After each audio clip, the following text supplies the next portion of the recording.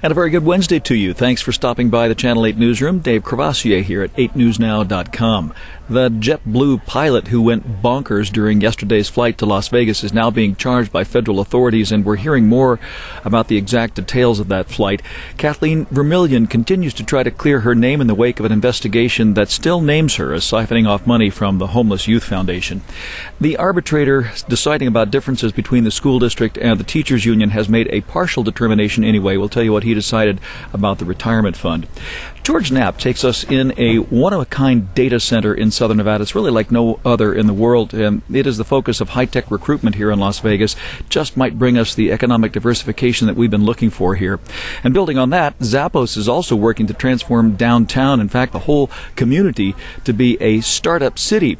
And we'll explain what April Pools Day is and why so many Las Vegas agencies are getting behind it to stop child drownings.